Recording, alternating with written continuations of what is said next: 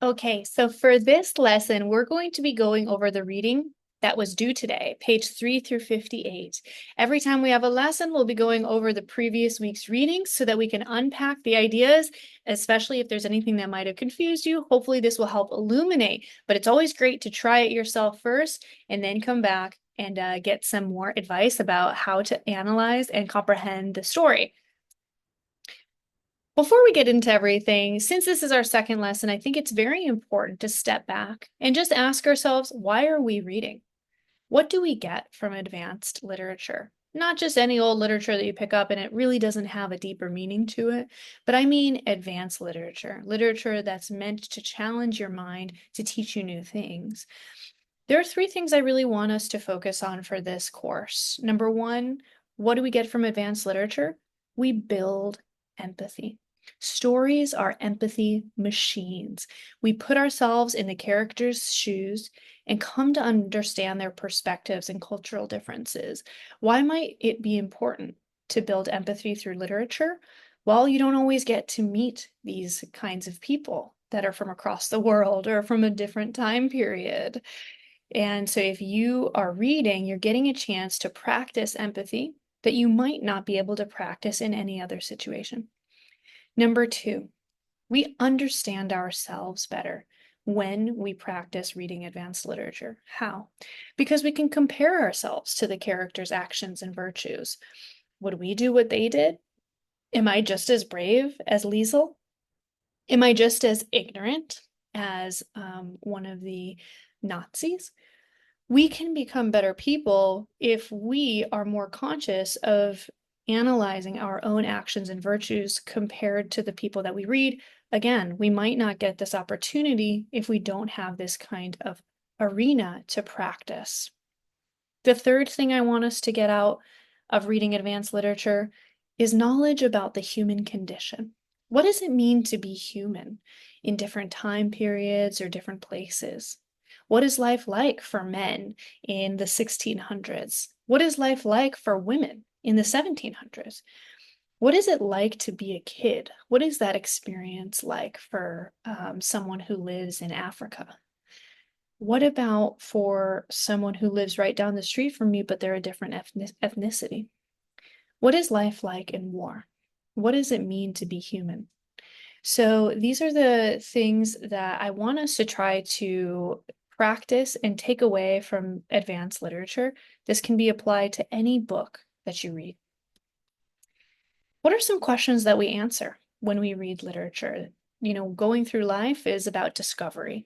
And so when we have questions, we can discover more. So I want you to always think about these questions whenever you're faced with a book as big as advanced as Book Thief. Number one, how do stories have meaning? What makes stories works of art as opposed to something like a news article or news report you just read, or maybe some nonfiction text, or your manual for your computer? Why is storytelling a little bit different than that? And what makes them works of art? Because they are an art form. Number two, how can we analyze the author's artistic choices in that novel to better understand the major themes and ideas about being human that are expressed? So why did the author choose to make this person the narrator instead of some other person? Why did they choose to add this symbol? Why did they set it at this castle instead of a small cottage? Number three, how do the artistic choices the author makes help us understand the historical and cultural environment in which it was written? This is an examination of history, of the past, and we want to know, what do we learn about what life was like during that time period? So how do we answer these questions? Well, it's going to be up to you to be a bit of a detective. You have to develop your ability to find patterns in the story. Patterns are things that repeat themselves over and over until they have significance. For example, maybe it's a symbol. Maybe it's a recurring image or color. Maybe it's the way a character acts over and over again. Being aware of these patterns is how you become a good reader and an excellent critical thinker. So I have a question for you before we move on. I'd like everybody to go to the Google Classroom. Under classwork, week 2, lesson and activity, you'll find a question. And the question asks, why is storytelling considered an art form? I want to give you about 3 minutes or so to answer this question. If you need more time, you can always pause the video, but we'll put 3 minutes on the clock for you, and we will resume after 3 minutes.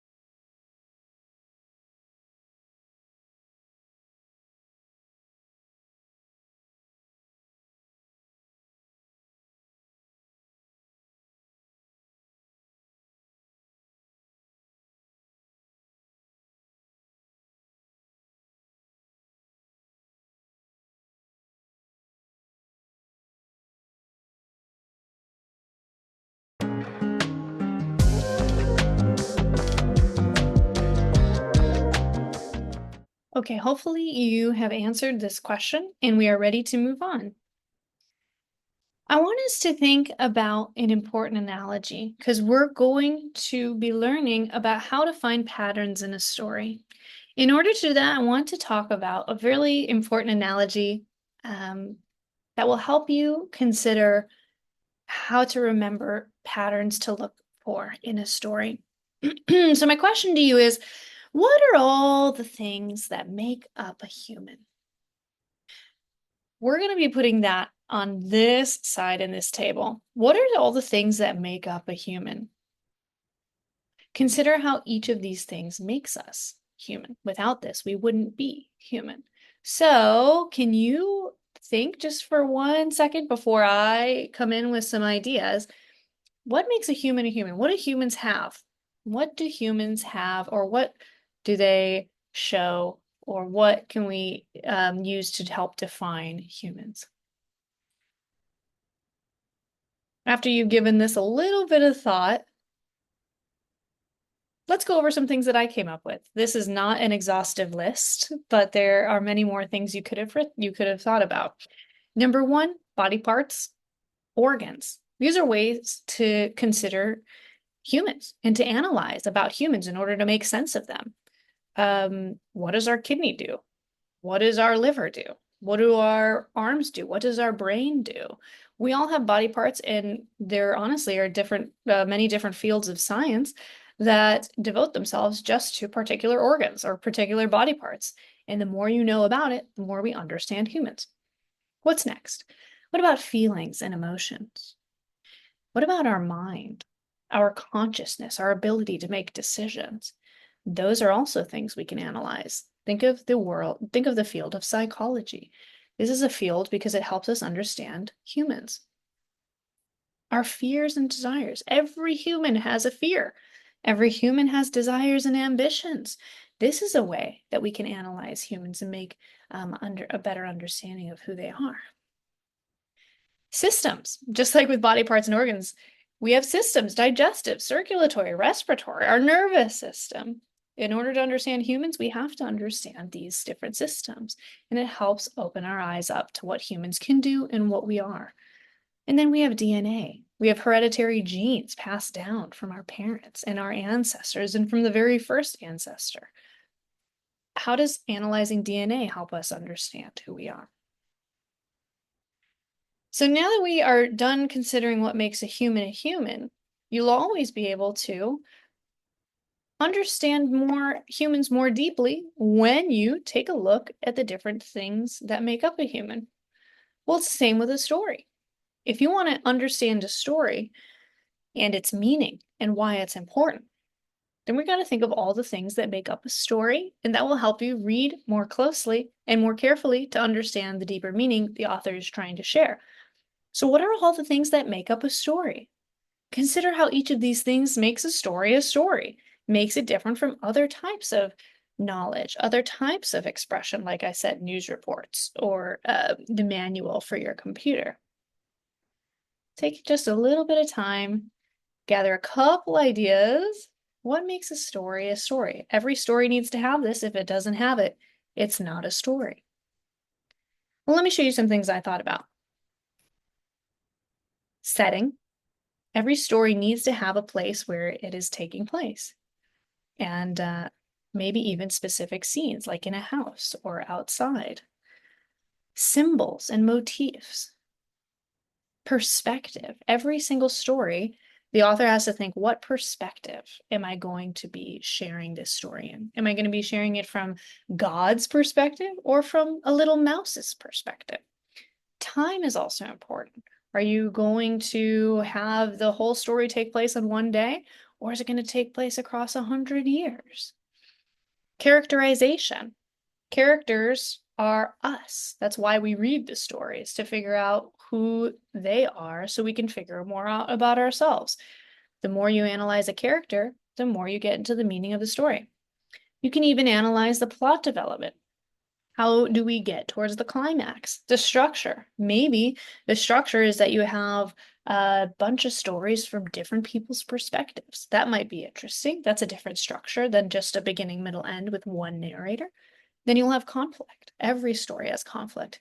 Try to think of a story that doesn't have conflict. And then style. Your own personal creative style as an author really helps set your story apart, but it also adds meaning to the story. If your tone is really haunted and creepy, that's going to contribute to the meaning of the story. And you're going to use figurative language like metaphors, imagery, hyperbole, personification to make that theme come to life. All of these different elements here contribute to the major themes of the story. Just like all these elements here contribute to the major idea and theme of what it means to be a human. So we call these elements of a story literary elements. I want to get this out now so that every time I talk about it in the future, it's really easy for you to say, literary element. Okay, setting, characterization, symbols, themes, plot development. These are all portals, doors with which you can enter a book in order to understand it.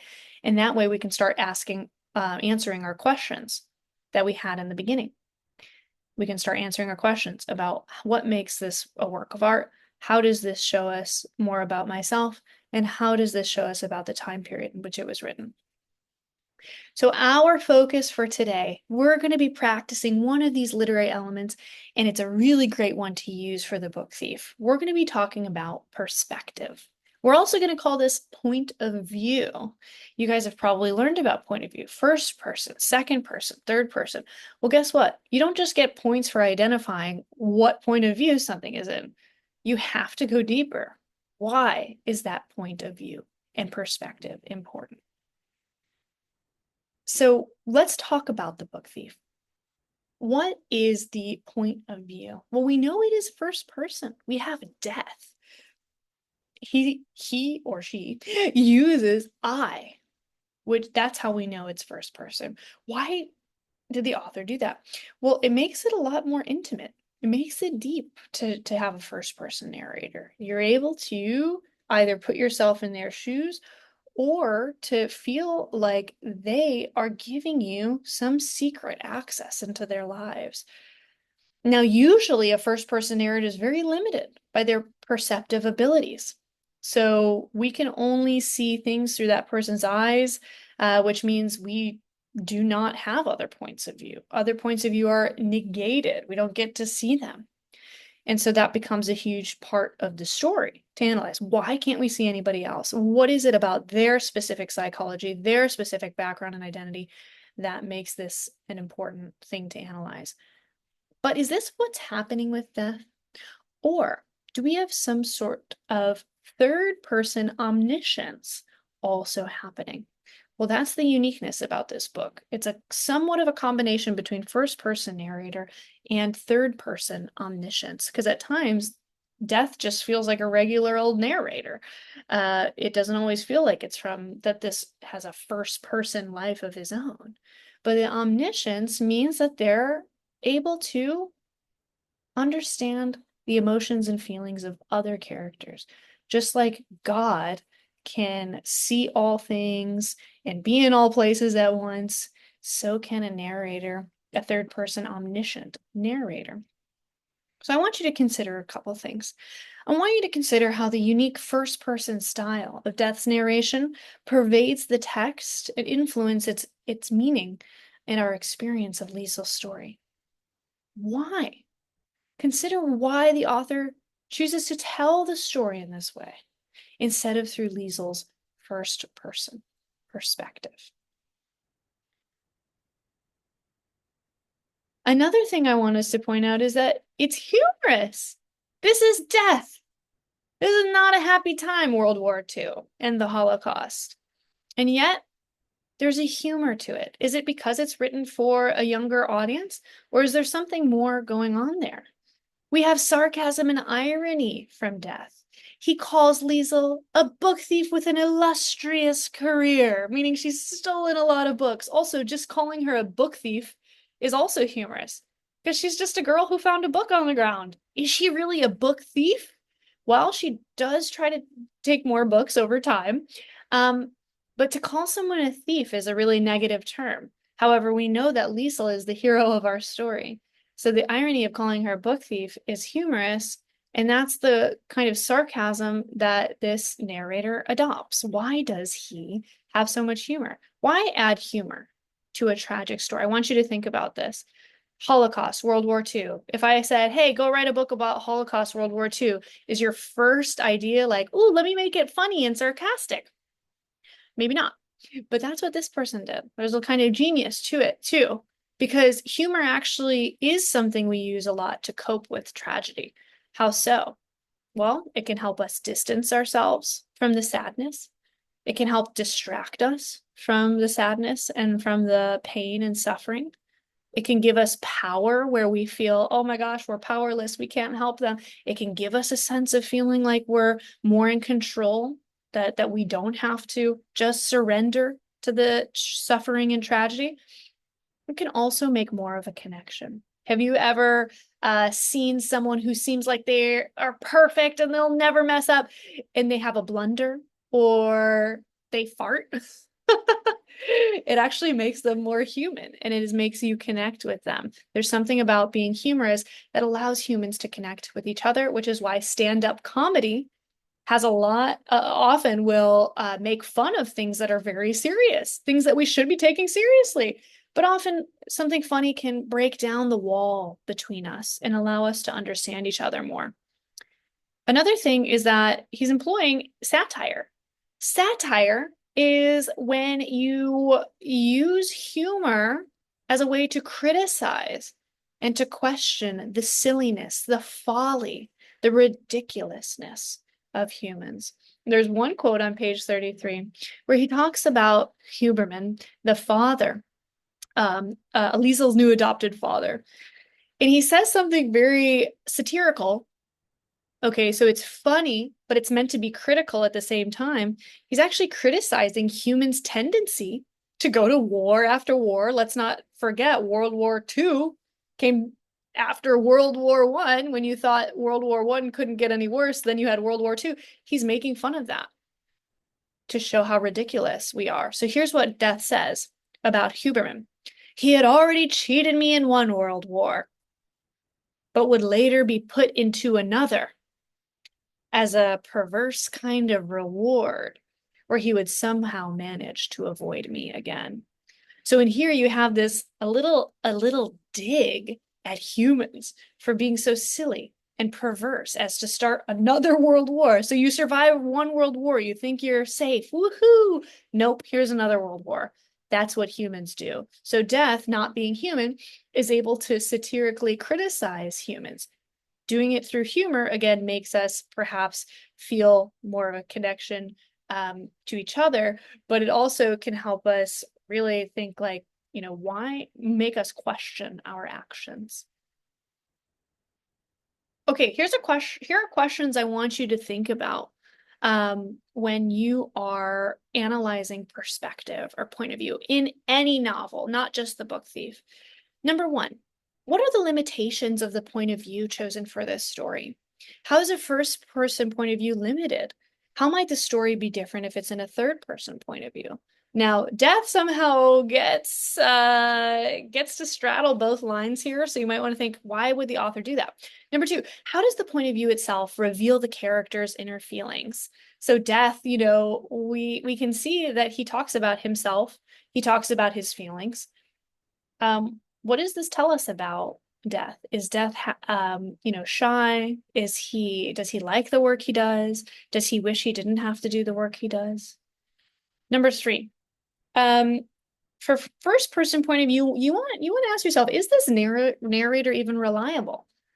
Right? I mean, think about if you have an accident, and you have three people who witnessed it. They might all have different stories. So from a first person point of view, can we always trust everything that this person is saying? Or do we always have to kind of stop and say, okay, well, that's Death's perspective, but this might not be someone else's perspective. But it could be deliberate. That helps us understand Death's way of thinking. Now, for third person omniscient, where the narrator is not actually a character in the story, but they can see everything, they can go inside of characters' heads. The question is, does this narrator have their own personality that imposes their own opinion on the story and the character's actions? So maybe Liesel does something and the narrator says, woohoo, she's a hero. And then maybe a Nazi does something and then the narrator's like, oh, we don't like that guy. So think about how the narrator is shaping what morals and beliefs the author wants you to share with him or her. Okay, we have another activity. So I want you to go back to Google Classroom. Week 2 lesson and activity. There's a question. I ask you to create a discussion question about Death's perspective in The Book Thief. So you have to go create a discussion question. So instead of me creating a question for you, in which I would want you to analyze Death's perspective or point of view in the story so far, you're going to create a discussion question as if you were the teacher creating these for your other students. You do not need to answer the question, you are just creating the question. So please go to the Google Classroom. I will give you a couple minutes to work on this, and when we're all done, we will resume. Don't forget to turn in your question.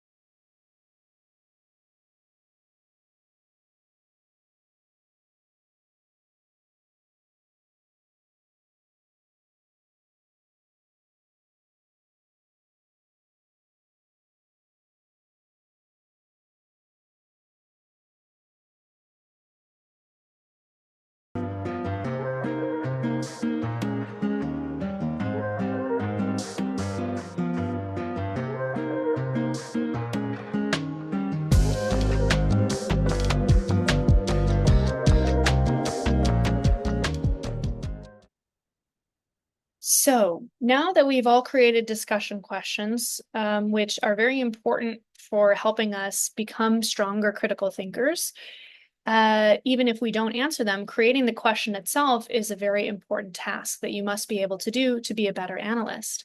Now, let's talk about our lesson 2 assignment for this week. Let's go to the Google Classroom under week 2 homework. Under week 2 homework, you'll see something called week 2 book thief homework. Here we are. So what do you have to do for this week? Last week was a creative assignment, and now you're going to be doing a more analytical assignment, which means next week we'll do a more creative assignment. We'll go analytical, creative, analytical, creative, analytical. What are the directions? Well, I've given you a structure for a paragraph that I want you to write. I've also given you a rubric so you know exactly what I'm looking for. Review the structure and rubric on page 1 that I want you to follow before you answer the discussion question. Then go to page 2 and answer the discussion question. So you'll see if we go to page 2, we have a discussion question. It says, remember our literary element we are focusing on this week, perspective and point of view. Please answer the following question. Does Death have sympathy for Liesel? How do we know? And this, of course, needs to be capitalized since that's a person and not just a concept. Does Death have sympathy for Liesel? How do we know? You have to find examples of when Death shows that he's actually he feels for Liesel.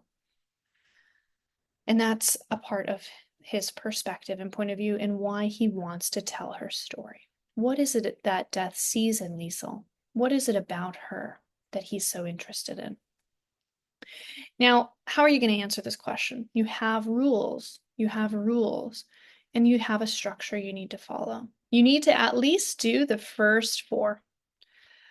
Number 1, you need to answer the question in your own interpretation. Think of this kind of like a thesis or a main point. You have 1 to 2 sentences to answer the question of, does he have sympathy for her and how?